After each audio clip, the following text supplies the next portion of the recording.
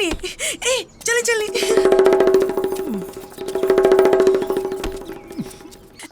कैसन बाड़ू? हम ठीक बानी। अरे ई है रिंकी, रोशन भैया के साली, और ई है पूजा, शनिचर भैया के साथे कॉलेज में पढ़ेली। अच्छा तो शादी में फुल मजा करे के बहा। हाँ जाइए जा।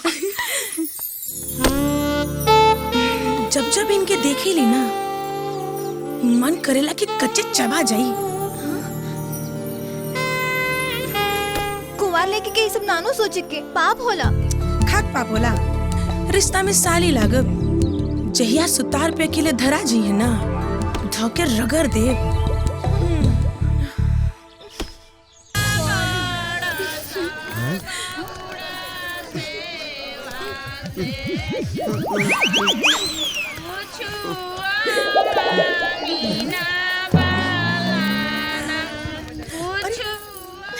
अरे का भइल, काहे खिसिया गेलू?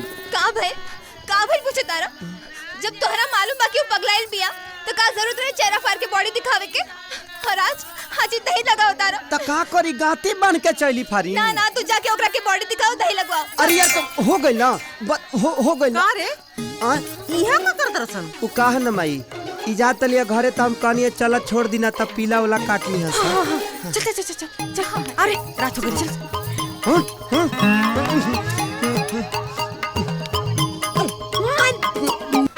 पिंकी अरे कहाँ बाड़ू? ल एजा बाड़ी। आ गई।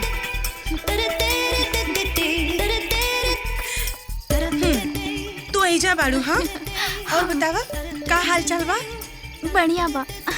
उस दिन तो खूब मजा आयल रहे ना शादी में। बहुत मजा आयल। का हो आज केने बिजली गिरावे के बा? तोहरा छोटका भैया पर आज तो उनकर ब्रह्मचारी न बच पाई। राम राम राम, कैसे उल्टा सुल्टा बात करत तारू? का उल्टा पुल्टा बात करता नहीं, प्यार में सब जायज होला। और बतावा तोहर छोटका भैया कहाँ बाड़े हो पिंकी? हाँ, गइल हो ये खेत खरियानी में। अच्छा खलियानी में। तो आज तो खलियानी में इधर ही हुई। ओके बाय। आज तो गइल तोहर भैंसिया पानी में। एक ऐसन लड़की बिया हाथ गोड़ धो के हमरा मर्द के पीछे पड़ गई बिया। अरे छोड़ ना तो मुंह नोच ले तू। छोड़ अरे छोड़ हमरा के। छोड़ अरे छोड़ हमरा के।